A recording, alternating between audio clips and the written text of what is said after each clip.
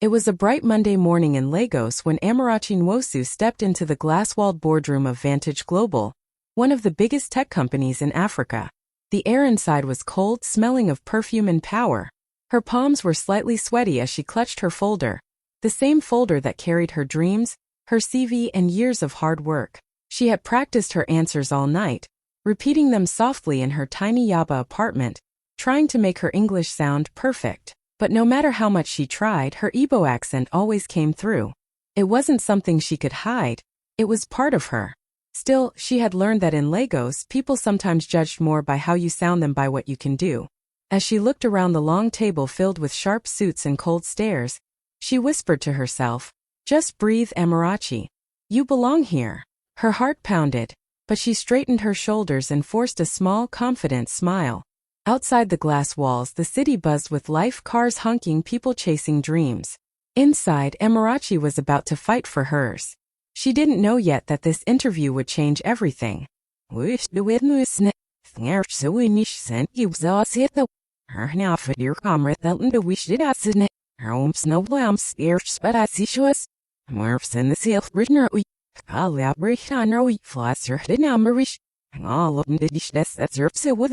Snach bajloi fruit.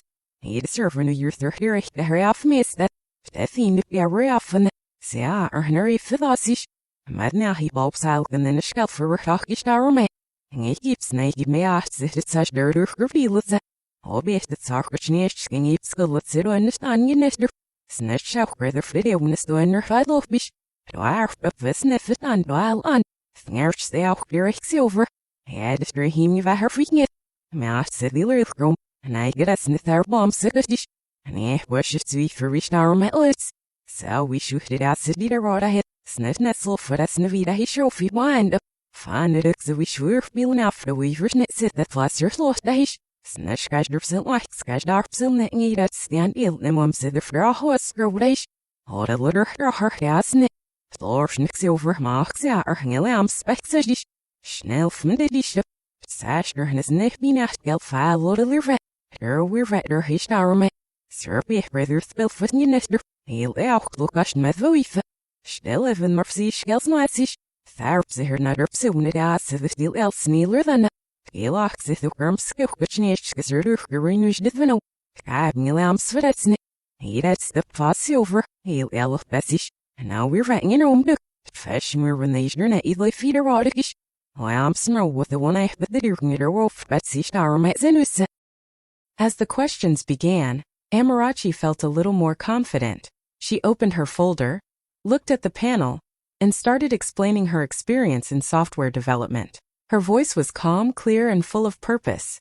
She spoke about the app she had built for rural schools, a project that helped hundreds of children learn, even without internet access. For a moment, she forgot her fear. She spoke from the heart, with passion in every word. But before she could finish, one of the interviewers interrupted her with a mocking grin. "Sorry, can you repeat that?" he said, tilting his head like he was struggling to hear. Then he exaggerated her pronunciation, mimicking her accent. The others laughed, not loudly, but just enough for her to hear the quiet cruelty in their voices. Amarachi froze for a second, her heart dropped, and her cheeks burned with embarrassment. She wanted the ground to open and swallow her. For a moment, she thought about just saying thank you and leaving the room. But then she remembered all the sacrifices that brought her here. Her mother's prayers, her late nights coding on an old laptop, her dream of proving that brilliance doesn't come with a fancy accent. So she took a slow breath. "Yes," she said softly, forcing a smile. "I'll explain again." Her tone was calm, but her eyes carried quiet fire. She repeated herself, this time even clearer, walking them through her project's design, the impact it had made, and the data behind it. The laughter died down. Even the man who mocked her stopped smiling as she spoke with confidence and precision. Her words carried strength, not the kind that shouts, but the kind that commands respect without asking for it. Inside, Amarachi told herself, they can laugh at my accent, but they can't laugh at my results. And for the first time, one of the panelists looked at her, really looked, not as a joke but as someone worth listening to.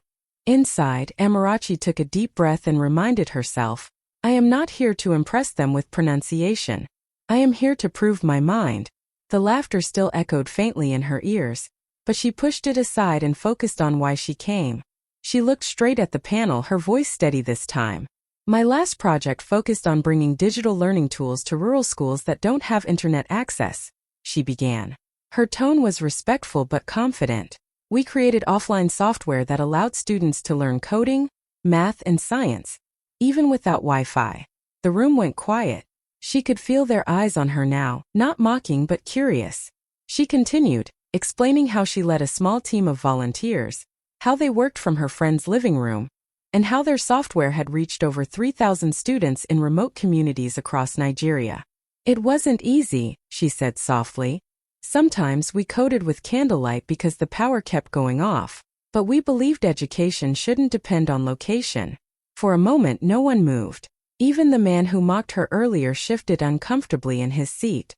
Amarachi noticed it, but she didn't let it distract her.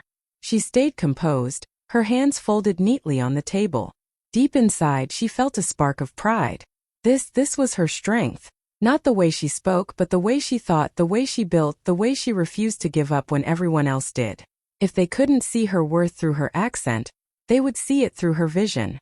As she wrapped up her explanation, she caught sight of the quiet older man sitting at the far end of the table.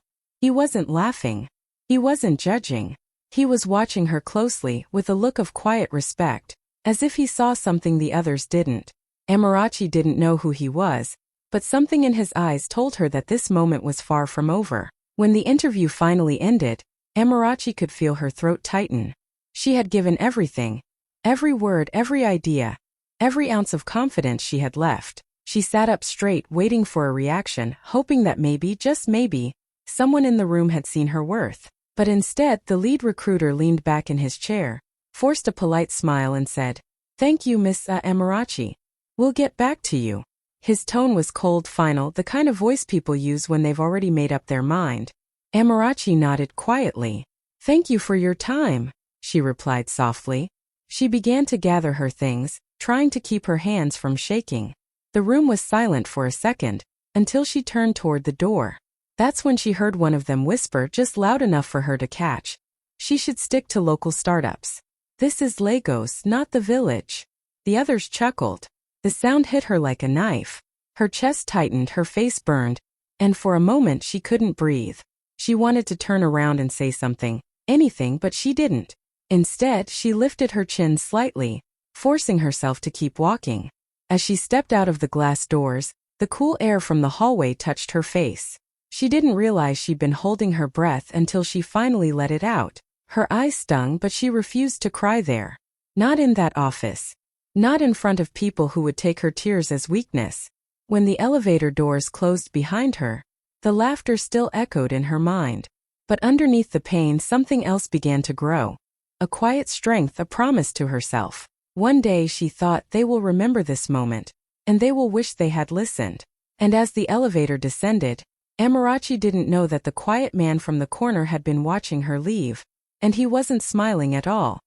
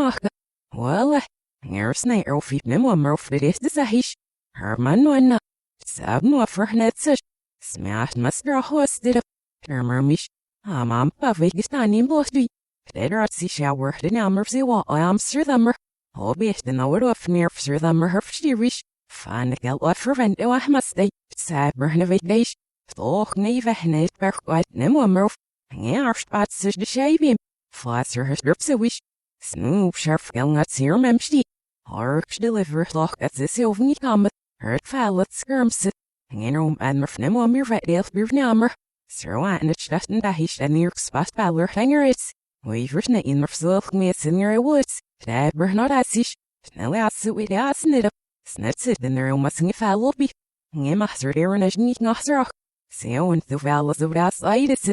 The next morning, Amarachi woke up before sunrise. She couldn't sleep much anyway. Her mind was spinning all night. She carefully ironed her best outfit, a neat navy blue blazer paired with a simple Ankara blouse her mother had sewn for her years ago. It wasn't fancy, but it carried meaning. It was her reminder of where she came from and why she started.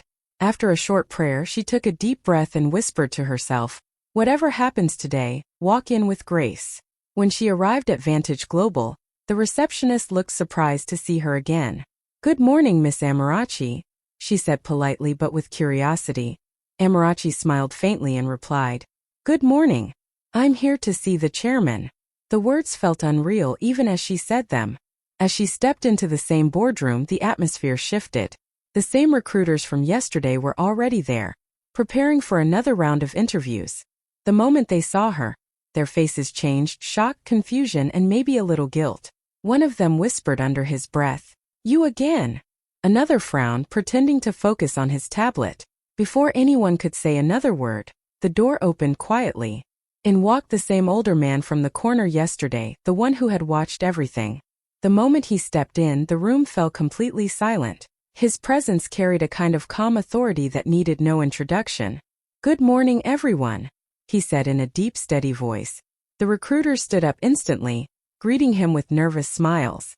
Amarachi watched him, realization slowly dawning. He's the chairman. The man she thought was just an observer was actually the most powerful person in the company. He turned his gaze toward Amarachi and gave her a small, warm smile, the kind that made her heart steady again. "Miss Amarachi," he said, gesturing for her to sit. "I'm glad you came back." At that moment, the same people who mocked her accent the day before couldn't even look her in the eye. The chairman looked at Amarachi for a moment, his eyes calm and kind. Then, to everyone's surprise, he spoke. Not in English but in smooth, fluent Igbo. "Kidu Ndebwani," he said gently. "How are you, my child?" The room went completely silent. The recruiters froze, eyes wide. No one had expected that. Amarachi blinked in shock, her lips parting slightly. For a moment, she couldn't even find her voice. Then slowly, a small smile appeared on her face as she replied softly, "Adiname, sir." "I'm fine, sir." The warmth in her voice carried both surprise and emotion. It was the first time that day she felt truly seen, not as a candidate, not as an accent to be mocked, but as a person. The chairman nodded, smiling proudly. "Oh, DMMA," he replied, still in Igbo, meaning that's good. Then he switched back to English, his tone steady but firm. "You know," he said, glancing around the room, "I come from Enugu. I built this company with this same accent. The same one you laughed at yesterday." The words hit like thunder. The recruiters shifted uncomfortably in their seats, avoiding eye contact. A heavy silence filled the room. Amarachi could almost hear her own heartbeat. The chairman turned his gaze back to her. "When I heard you speak," he said softly, "I saw myself.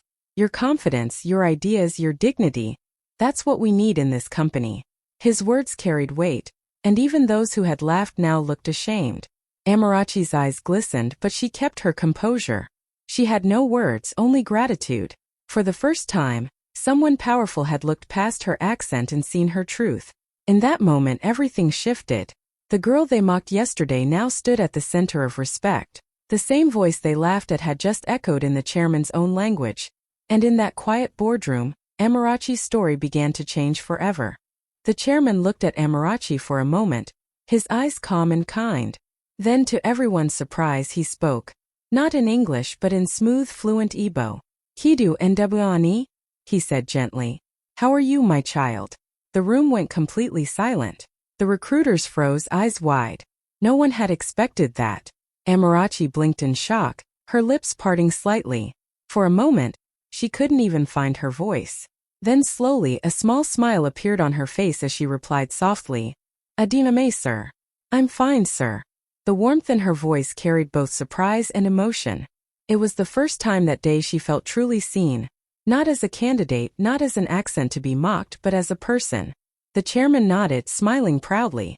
"Oh DMMA," he replied, still in Igbo, meaning that's good. Then he switched back to English, his tone steady but firm. "You know," he said, glancing around the room, "I come from Enugu. I built this company with this same accent. The same one you laughed at yesterday." The words hit like thunder. The recruiters shifted uncomfortably in their seats, avoiding eye contact. A heavy silence filled the room. Amarachi could almost hear her own heartbeat. The chairman turned his gaze back to her. "When I heard you speak," he said softly, "I saw myself. Your confidence, your ideas, your dignity. That's what we need in this company." His words carried weight, and even those who had laughed now looked ashamed. Amarachi's eyes glistened, but she kept her composure. She had no words, only gratitude. For the first time, someone powerful had looked past her accent and seen her truth. In that moment everything shifted. The girl they mocked yesterday now stood at the center of respect. The same voice they laughed at had just echoed in the chairman's own language. And in that quiet boardroom, Amarachi's story began to change forever. The chairman turned slowly to face the panel, his expression calm but serious. The silence in the room was thick. No one dared to move. Then in a firm, clear voice he said, "While you were busy mocking her accent, you failed to hear her ideas. Ideas that could change the future of this company." Every recruiter froze. The laughter and pride they had shown the day before vanished in an instant. Some looked down at their notes, pretending to be busy. Others just stared at the table, too embarrassed to meet his eyes. The chairman continued, his tone still controlled but sharper now. "You see, this young woman talked about connecting rural schools through technology, something even this company has struggled to achieve. She came here with a solution, and you reduced her to her accent." His voice was calm, but every word carried weight. "That's not the culture I built this company on." Then, he turned back to Amarachi and smiled gently. "I come from Enugu myself," he said. "When I started this company, I worked from a small one-room office. I spoke with this same accent you just heard from her. People mocked me too. They said a man who sounded like me could never build a global brand." He paused for a moment, letting the words sink in. "But here we are today. A company worth billions, built on the voice they once laughed at." Amarachi's chest tightened. She felt her eyes water, but she blinked quickly to hold it back. The chairman's story mirrored her own, the same pain, the same strength. He looked around the room once more and said quietly, "Maybe next time you'll listen to the voice behind the accent, not the sound of it." The room was silent. The recruiters who once laughed now wished they could disappear. And Amarachi, the girl who had walked in feeling small, now stood taller, because the man with the most power in the room had just spoken her truth out loud. The chairman's voice grew firmer, cutting through the thick silence in the room. "This young woman's project," he said, glancing at Amarachi, "aligns perfectly with our next expansion plan." He paused for a moment, letting the weight of his words hang in the air. The recruiters exchanged nervous glances, unsure what was coming next. Then he continued, "From today, she's not applying for a job. She's leading our new community tech program as project director." For a few seconds no one breathed. The words hit like lightning. Gasps echoed around the boardroom. Amarachi blinked, stunned, trying to process what she just heard. Her hands trembled slightly as she looked up at the chairman, wondering if she'd imagined it. But his calm, proud smile told her it was real. The same people who had laughed at her accent just yesterday now sat frozen, faces pale, eyes darting between her and the chairman. The lead recruiter, who had mocked her the loudest, tried to force a smile, but his voice caught in his throat. Another one coughed awkwardly, pretending to adjust his tie. None of them could look at her. Amarachi's heart pounded in her chest. A wave of emotion rushed through her, disbelief, pride, relief, and a quiet sense of justice. She stood up slowly, her knees almost weak, and managed to whisper, "Thank you, sir." Her voice cracked slightly, but it was steady enough to carry across the room. The chairman nodded. "No, thank you," he said. "You reminded this company of something we forgot, that true innovation doesn't come dressed in accent or appearance. It comes from passion." Amarachi took a deep breath. The same room that had once humiliated her was now the room where her destiny changed. The same people who had tried to make her feel small were now silent witnesses to her rise. As she looked around the table, she didn't smile out of revenge. She smiled out of strength. Because in that moment, every insult, every doubt, every laugh had turned into her victory. Amarachi stood there for a moment, still trying to take it all in. Just yesterday, these same people had laughed at her, mocked her accent, and dismissed her like she didn't belong. But now, every single one of them sat silent, unable to even look her in the eye. She could feel their discomfort, their regret, their shame filling the air. Slowly, she turned toward them, her eyes calm but powerful. She didn't raise her voice, she didn't gloat. She simply spoke from the heart. "You were right," she began softly. "I may sound different, but that difference is my strength." Her voice didn't shake. It carried quiet confidence, the kind that doesn't need to shout to be heard. "This accent," she continued, "is not something to be ashamed of. It carries my story, where I come from, the people who raised me, the dreams that built me. Every word I speak reminds me of home, and I will never hide that again." No one dared to move. The recruiters who once smirked now looked down, their faces red with embarrassment. One of them tried to mutter an apology, but Amarachi simply smiled gently. "It's okay," she said. "You taught me something valuable. Sometimes people laugh at what they don't understand, but one day they'll have to listen." The chairman watched her proudly, his eyes soft with approval. "Well said," he murmured. In that moment, Amarachi didn't just win a position. She earned respect. Her dignity, her grace, and her strength filled the entire room. She didn't need revenge or anger. Her victory spoke louder than any insult ever could. As she gathered her things, her heart felt light. The same voice they once mocked had now opened doors they could never close. And for Amarachi, this wasn't just a win. It was proof that staying true to herself was the most powerful answer she could ever give. By afternoon, the whole building was buzzing. Phones pinged, emails popped up, and whispers spread like wildfire through every floor of Vantage Global. The company's official memo had just gone out, and at the top of the message, bold and clear, were the words: "New appointment, Amarachi Nwosu, Project Director, Community Tech Expansion. Approved by Chairman Obiora Ease." The moment people read it, the entire office came alive. In the marketing department, someone gasped out loud, "Wait, isn't she the girl they said had the strong accent?" In HR, two staff members exchanged looks, realizing they had just witnessed a moment that would be remembered for years. Some employees smiled, genuinely proud. Others sat in quiet guilt, remembering how they had laughed behind her back the day before. Even the cafeteria was filled with chatter. "The chairman chose her himself?" one person said in disbelief. "He never does that." Another added softly, "Maybe it's time we stop judging people by how they sound."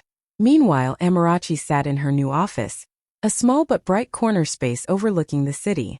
She reread the email, her name shining on the company-wide memo. Her heart swelled with emotion. She remembered every sleepless night, every rejection, every cruel word.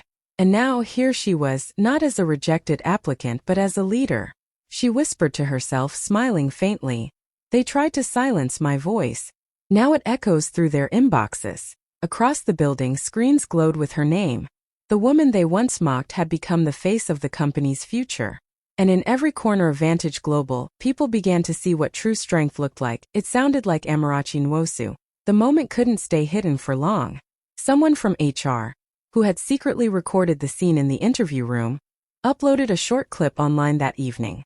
The video showed the exact moment the chairman greeted Amarachi and Igbo, shocking the entire panel. The caption was simple but powerful. "They mocked her accent until the chairman spoke in it." Within hours, the clip spread like wildfire across social media. By midnight, it had already hit 1 million views. People all over Africa shared it with tears, pride, and admiration. The comments section was flooded. "This gave me chills. Respect to that chairman. She carried herself with so much grace. Never be ashamed of your roots." News blogs picked it up. Influencers reposted it with heartfelt captions. Even on LinkedIn, professionals from across the continent were talking about it. About the power of staying true to yourself, about how prejudice still exists in modern offices, and how Amarachi's calm strength turned humiliation into victory. In Lagos, strangers began recognizing her name. Students from small towns messaged her saying, "You made us proud." A radio host in Enugu called her the voice that spoke for a generation. Meanwhile, Amarachi sat quietly at home, scrolling through her phone, overwhelmed by the flood of messages. She wasn't chasing fame, but seeing so many people find courage through her story made her eyes fill with tears. She thought back to that moment in the interview when they laughed at her accent and she smiled. "Maybe God let them mock me," she whispered softly, "so the world could learn through me." By the next morning, hashtags like #SpeakYourLanguage and #ProudlyAfricanAccent were trending across Twitter, TikTok, and Instagram. The girl they once mocked had become a symbol, not just of success but of pride, identity, and quiet power. Weeks later, Amarachi stood under the bright lights of the African Tech Women's Summit in Nairobi. The hall was packed with hundreds of young women, dreamers, coders, innovators, all waiting to hear her speak. Cameras flashed as she stepped onto the stage in a beautiful Ankara dress, her poise quiet but powerful. She looked out at the faces before her, smiling softly. "A few weeks ago," she began, her voice steady, "I sat in a room where they laughed at my accent. But today I stand here because that same accent carried my story and my strength." The audience listened in complete silence, hanging on to every word. "Your accent tells your story," Amarachi continued, emotion shining in her eyes. "It carries your home, your people, your journey. Never hide it. The world will adjust to your truth, not the other way around." For a second, the hall was completely still. Then, applause thundered across the room. Some women stood, clapping with tears in their eyes. Others cheered, shouting her name. Amarachi smiled, that same calm, proud smile she wore in the interview room weeks ago. Only now it carried the weight of victory. In that moment, she wasn't just the woman they once mocked. She was the voice of every African girl who had ever been told she wasn't enough, a living reminder that dignity speaks louder than perfection, and that true power begins when you speak with pride.